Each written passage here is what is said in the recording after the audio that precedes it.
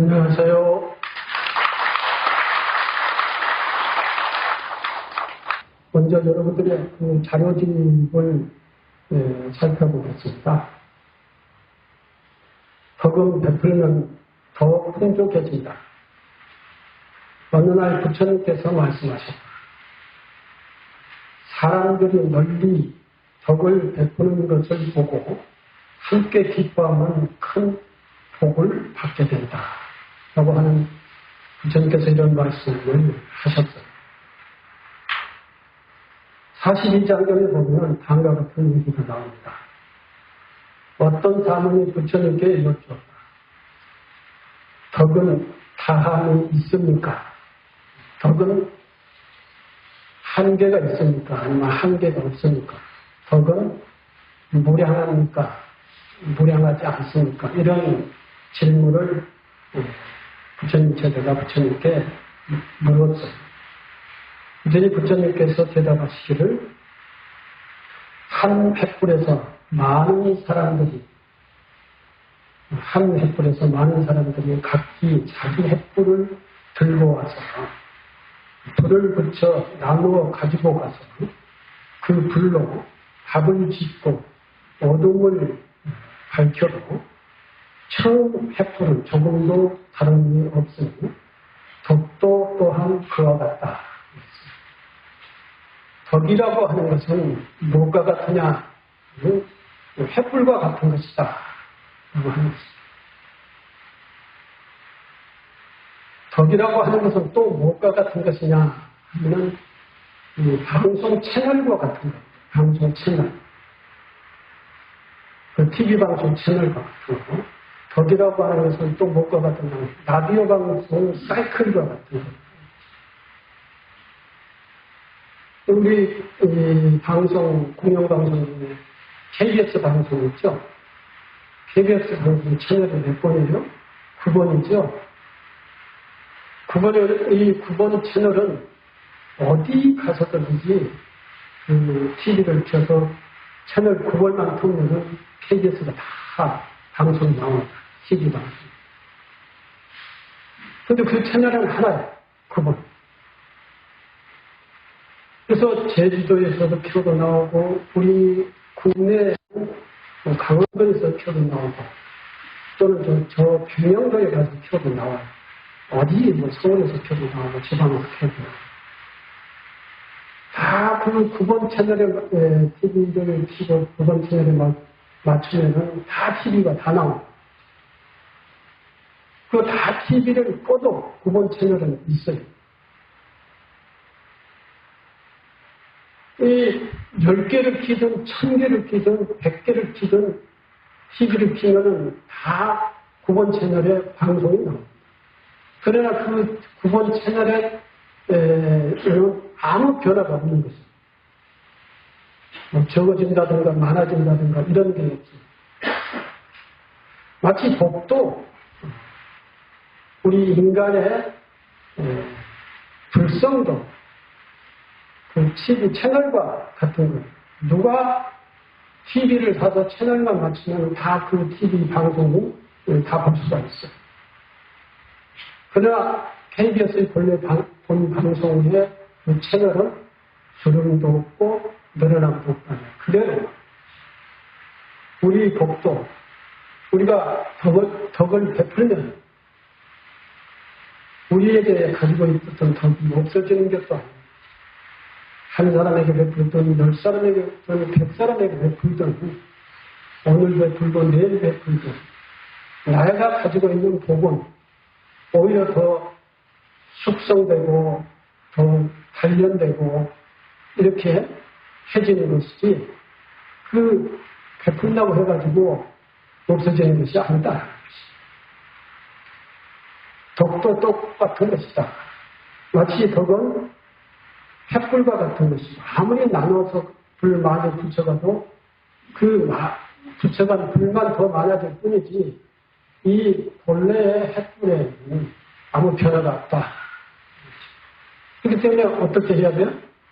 횃불을 많이 붙여가서 밤에 어둠을 밝힐 수 있다.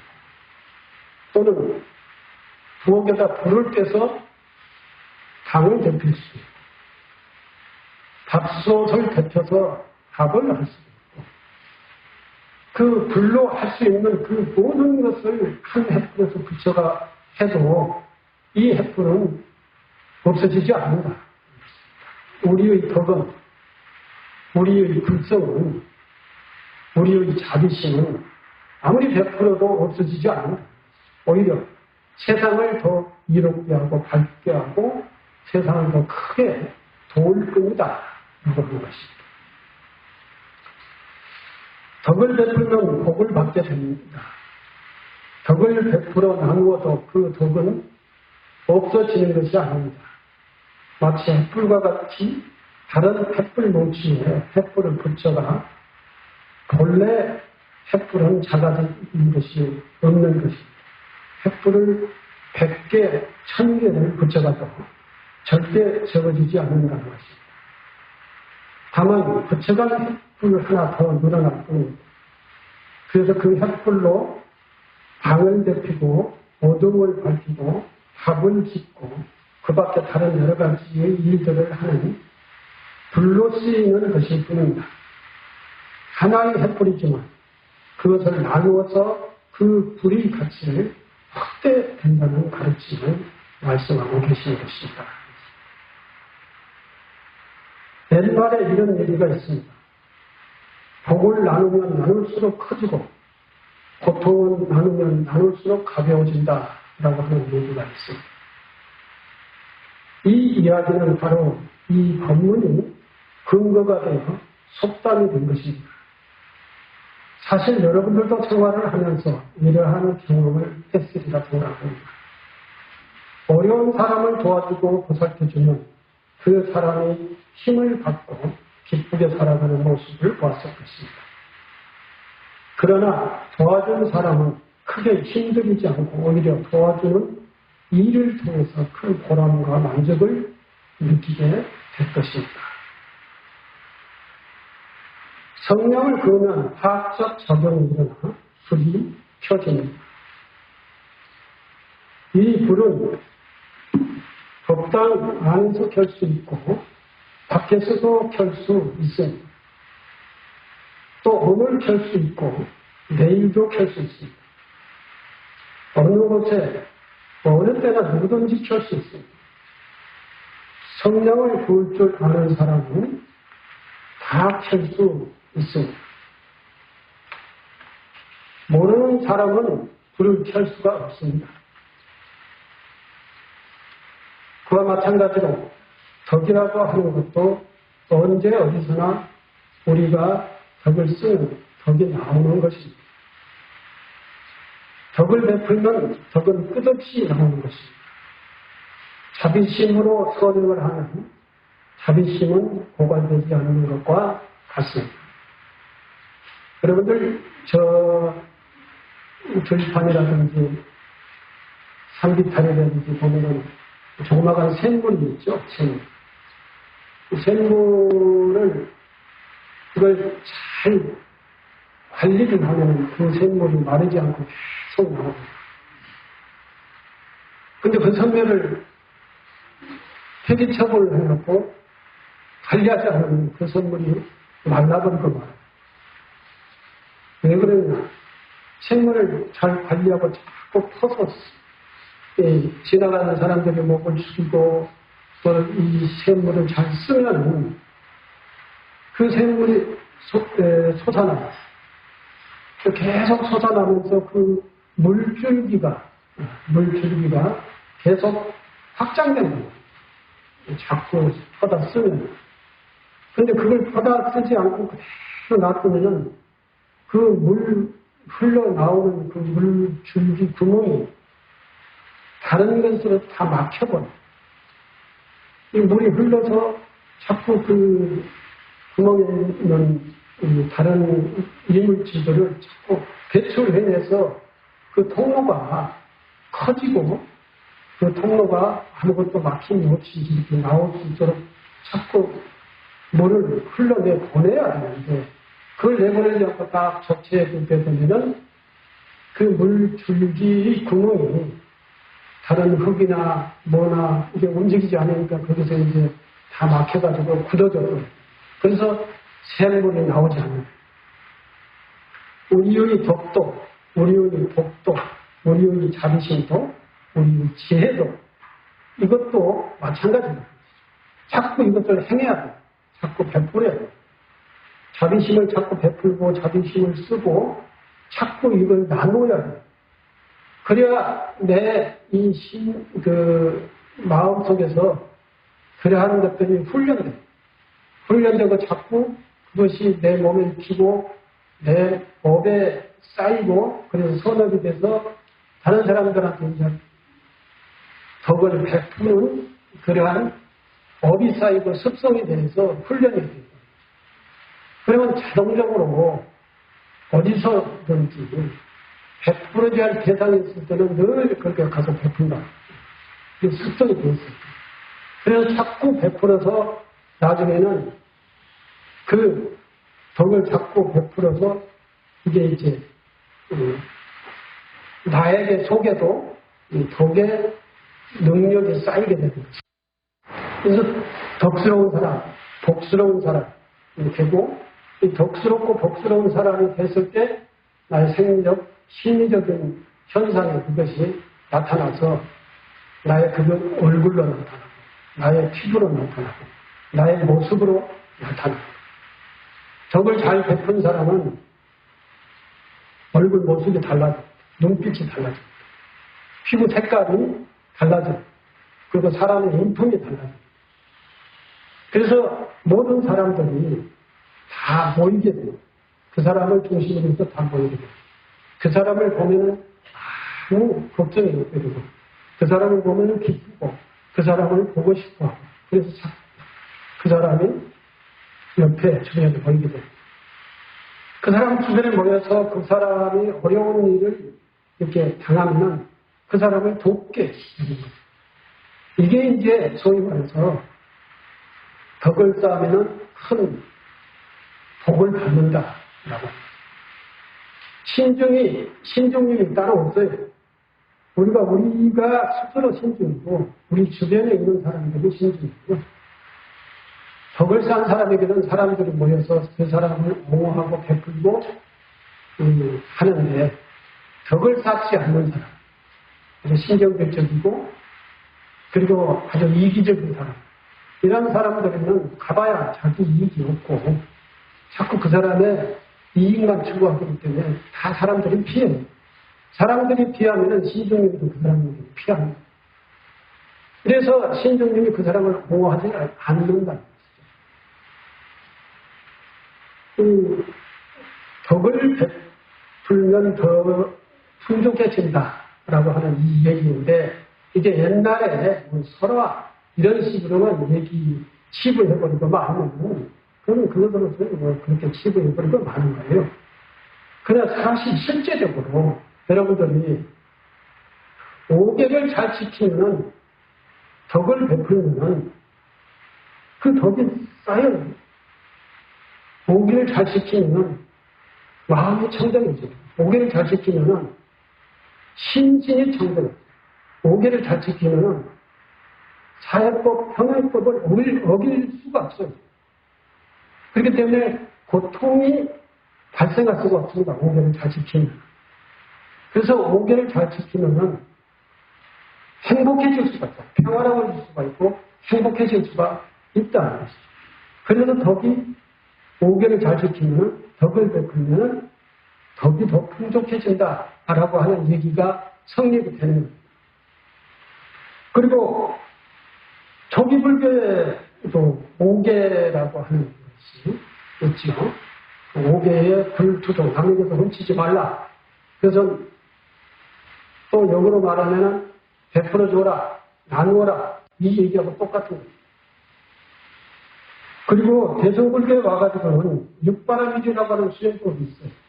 육바라밀 수행법의 첫 번째가 뭐냐면 보시. 수행법 중에 첫 번째 종목이 보시라. 보시, 지지, 인욕, 정진 이렇게 되잖아요. 이 보시를 첫 번째 갖다 놓은 것은 대승보살도를 행하고 부처님처럼 깨달음을 이루기 위해서의 육바라밀을 실천을 해야 되는데 그 첫 번째가 보시라는 것이죠.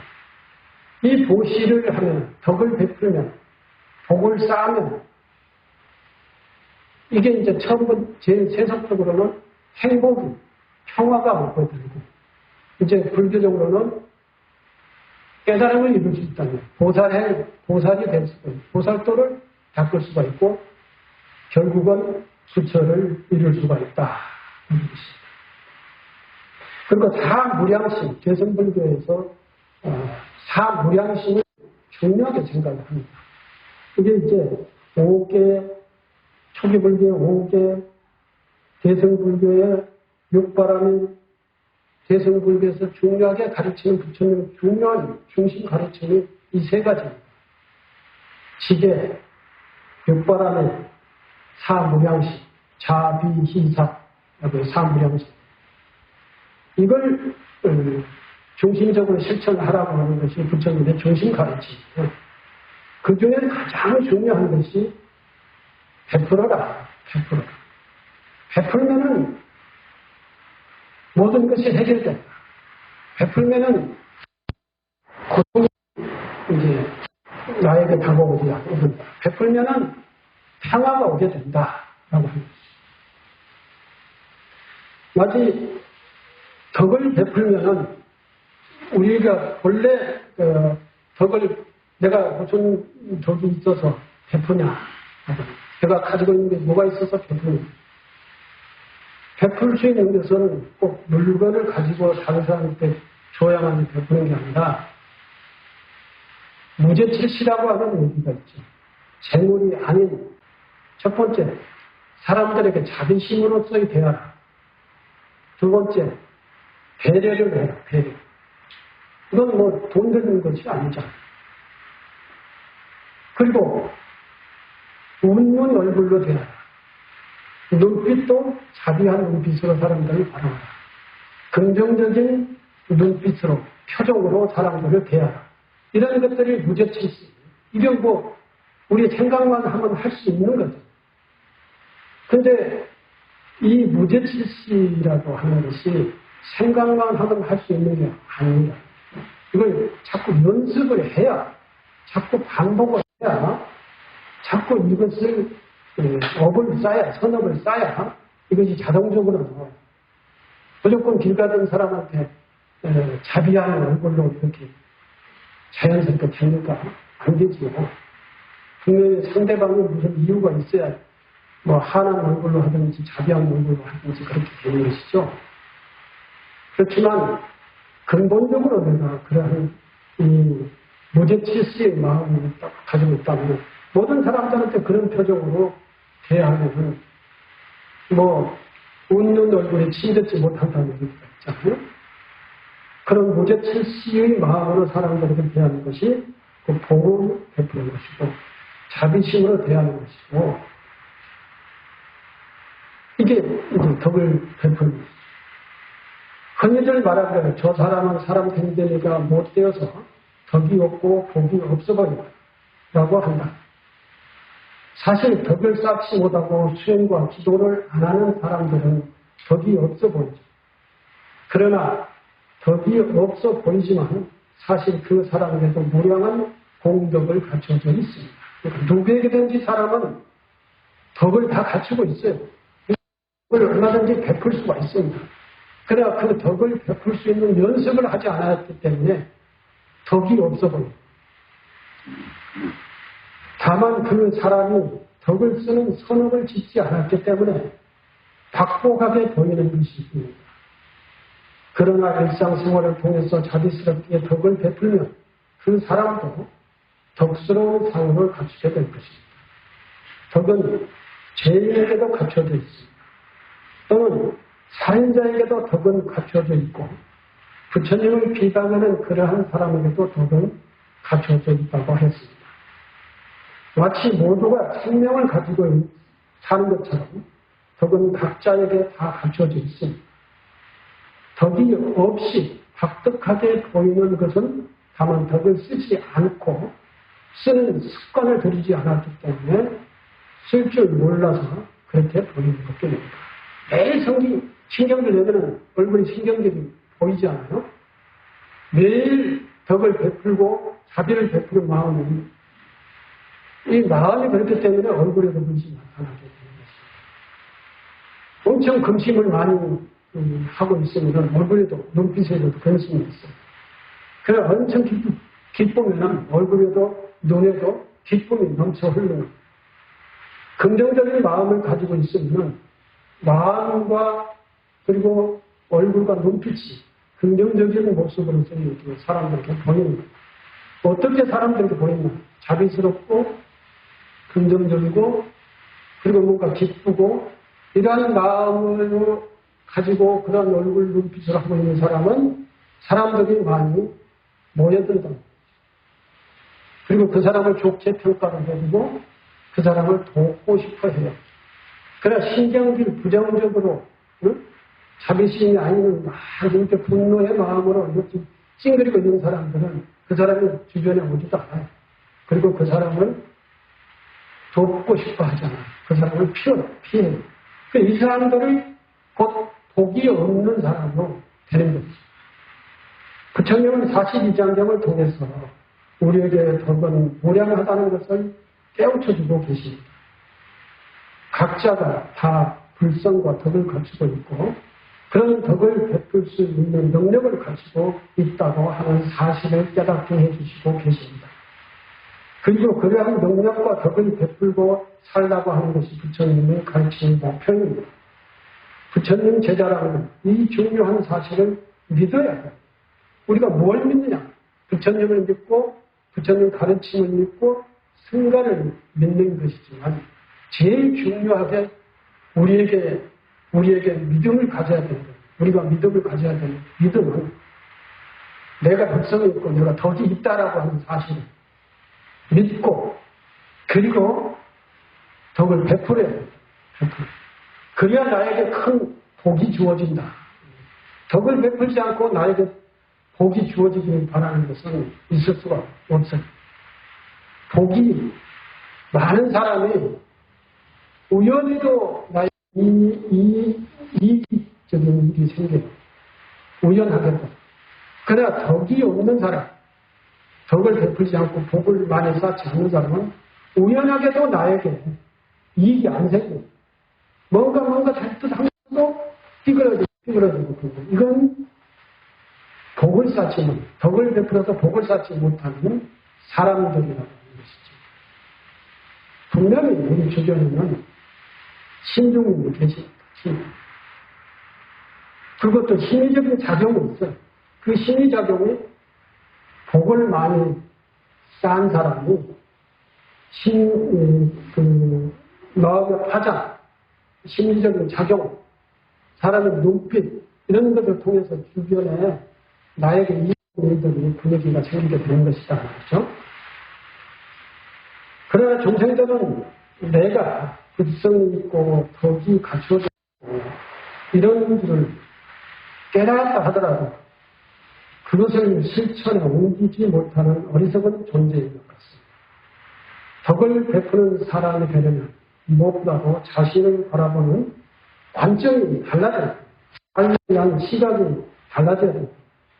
내가 덕이 있고 복이 있고 불성이 있고 나에게도 다른 사람을 배려할 수 있는 그런 역량과 능력이 있다라고 하는 것으로 자기 자신을 믿고 그렇게 실천을 하게 되면 그것이 나에게 복이 돼서 다 이렇게 쌓이게 됩니다.